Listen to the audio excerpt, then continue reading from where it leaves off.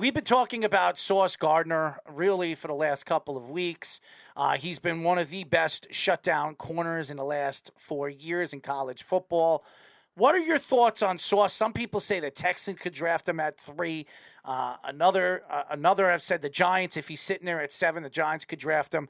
Do you think that this guy could be the elite type corner like a Jalen Ramsey, Darrell Revis, Sherman type of guy, or Peterson? Is he that type of player in this year's draft? Yeah, I think he definitely warrants top 5 upside in this as a top 5 pick in this draft. With the league trending towards passing, more and more the running backs. We joke now that running backs don't matter. That's not necessarily true, but clearly the passing is what's winning in the NFL right now. And you need players that can stop it, either creating pressure along the front or being able to defend from the back, and preferably both. And Gardner will give whoever drafts them. Houston, I think, would be a great pick. It's a team that needs literally everything, I would say. So acquiring a shutdown corner like Sauce Gardner would really go a long way to helping, jumpstart that defense and get that side of the ball going for Lovie Smith. So we were talking about at the beginning of the show, all the teams that have multiple first-round picks. I think there's 6 teams right now. The Texans probably wouldn't need to trade up to do that, but can you see scenarios, even with this not being a heavy quarterback class, where you could see some of those teams trade up for either an offensive lineman or one of those top receivers? I think there's going to be a lot of movement in this class, and I think one of the reasons for that is because, outside of a couple of positions, defensive end and defensive back, come to mind. This is largely considered a pretty weak class, so it's not going to cost nearly as much to move up to, the top 12 or so as it would in past seasons where we had, 20, 25, like locked in first round kind of guys.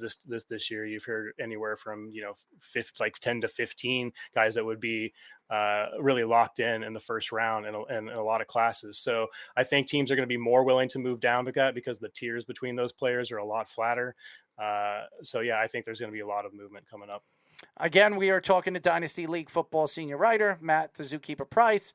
Matt, we talk about the pass rushers, but we haven't talked about the offensive linemen. And we've heard that Evan Neal might fall to 5. As good as he is, and a lot of people thought he was going to go 1 to the Jaguars. Now the Jaguars, they added Robinson. Was it Robertson? They franchise tag Robinson, and they added Brandon Scherf in free agency. So they brought Scherf in. So now they're thinking about going after Hutchinson, and now they're saying the Lions might be looking for either a corner or maybe a pass rusher. So nobody's really giving Evan Neal that respect, where a lot of people thought he was the best offensive lineman in this year's draft. Could you imagine, did you have any thought in your mind that Evan Neal would possibly fall to 5 or 6 in this year's draft? I mean, I think I thought for a long time it was going to be 3. And I know we've gotten the news recently that they're perhaps interested in Gardner, and he's gone in a lot of recent mock drafts. But originally I thought Evan Neal was the pick. If you're going to go with Davis Mills at quarterback and really continue to see what you have with this kid that they did not really invest very much in last year's draft, then why wouldn't you want to protect him with the top offensive lineman in the draft? So I would be very surprised if he makes it out of that top 4 range. If he makes it to 5, I think that team is absolutely getting a steal with him. I can't see the Jets drafting him. I can't with everything that they did on that line with Font, Mekhi Beckham coming back, Elijah Vera Tucker, where they moved over there to the right side of the ball, and now they brought Tomlinson. I can't see them bringing in an Evan Neal unless they're trading George Font, which could happen, and they solidify. I just can't see it. I mean, Fant he's fine, but he wasn't even that great in Seattle, and that was. But he had a good season this year. He's fine. He was a top 11 tackle in the league last year. Oh wow, I definitely didn't know that. He was a top 11 in the league last year. He actually, that's why they're thinking about moving Mekhi Beckham to the right side, which that would be a big mistake for the Jets. But and by the way, to the Jet fans, all the Jet fans that keep posting trade Mekhi Beckham. This man, his rookie season, was a top 6 tackle in all of football. Top 6 in every single category. Pass rush, run stopping, everything. I mean, running the ball, every single thing. He was a top 6 player. And now all of a sudden, because he got hurt in the beginning of the year and missed the whole season, he's fat, he's slow, he's no good. Meanwhile, about a year before that, he was one of the best tackles in the league. Jet fans need to shut up because this has been a big problem to this organization. I am a Jet fan.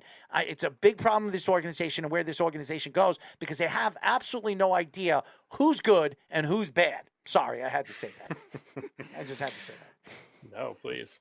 So, obviously, this isn't a big name quarterback draft, but is there any one that you like in particular and is maybe even a landing spot that you think would work for any of these quarterbacks?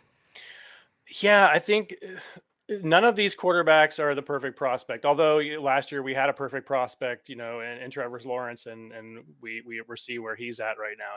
No, we're not giving up on him, but he certainly did not just come in and light the world on fire. So for these guys, I mean, it depends on how you're thinking about it. For fantasy purposes, Malik Willis is the only one that I'm really interested in, just because of what he can do on the ground with his legs. He's a running back basically with the ball in his hands.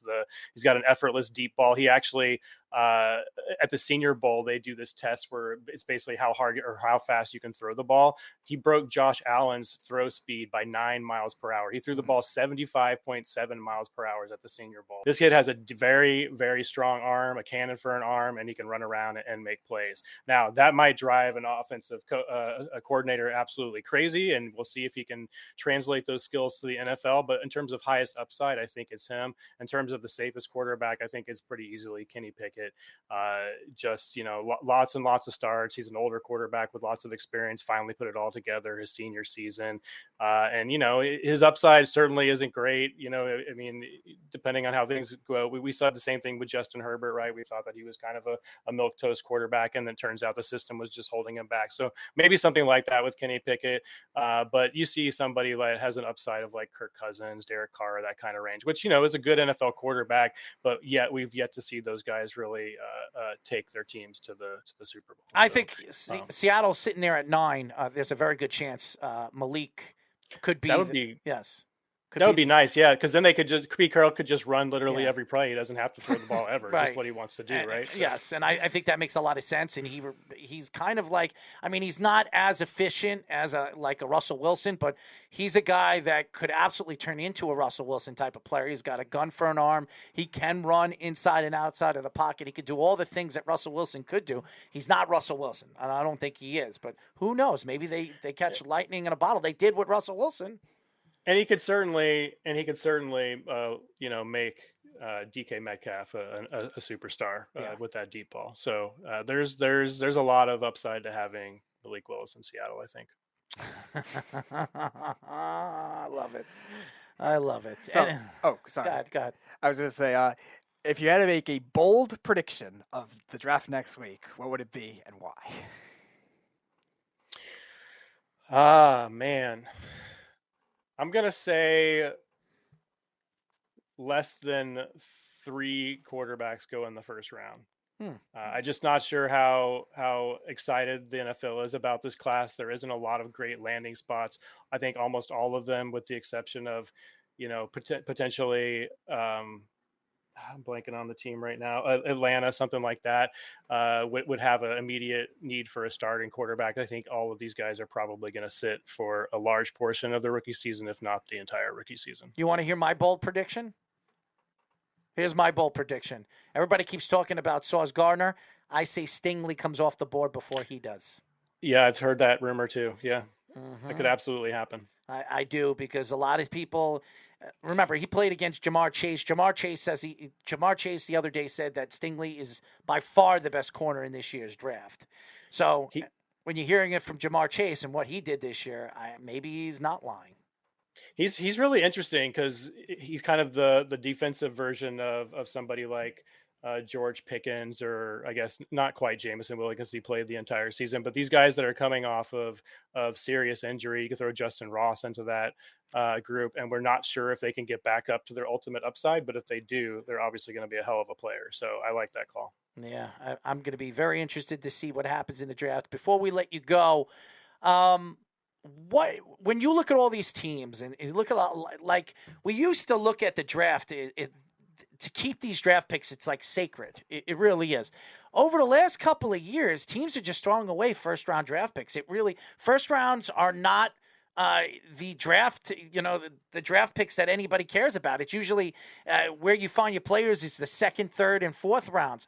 Are you surprised that teams are just throwing away first-round draft picks like they've been doing over the last couple of years? I think it really depends on the class. I think it's happened way more this year. I also think that, teams are realizing that they can build through free agency. We just saw the Rams do it. We largely saw the Tampa Bay Buccaneers do it, bringing in Tom Brady and those other guys. So I just think it's another way to play this game. And, we kind of go in cycles. If you remember back to the Vince Young days in Philadelphia, where we assembled this dream team of free agents that just didn't work out, right? So it could go either way, but in weaker classes like this one, I think teams are way more willing to move those picks. And also, those first rounders, especially if you got multiple of them, that costs you a lot of money. So we see teams like the Eagles, they wanted to this season. In fact, they had 3 first-round picks. They decided to move one to next year to kind of, I think a lot of that had to do with spreading out the money.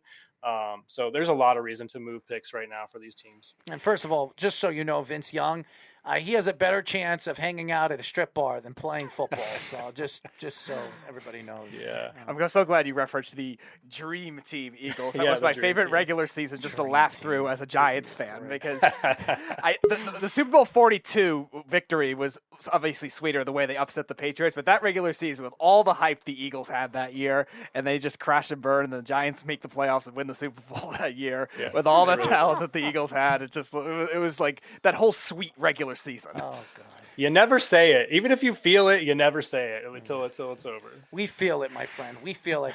Anyways, Matt, tell the fans how they can find you. Yeah, you can find all of my work over at dynastyleaguefootball.com. I primarily write and podcast about Dynasty Fantasy Football.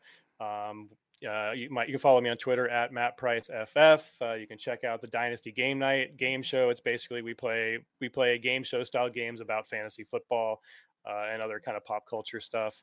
And then you can also find me on the DLF network for the DLF Dynasty podcast, the flagship podcast for that site. So thank you guys so much for having me on. It was a blast. Absolutely. Maybe you need a Zookeeper game show too next. Well, I will say this. We'll definitely want you to come on again after the draft, because I want to bring on like a panel of like 5 or 6 guys, specialists that understand the draft, and go over the draft on talking about some of the players and where they were picked and how they can transform another team when they go into the NFL. Yeah, that would be great. I'd love to come back. Absolutely. Thank you so much, Matt. We really appreciate it. Thank you, fellas. Have a great night. Absolutely.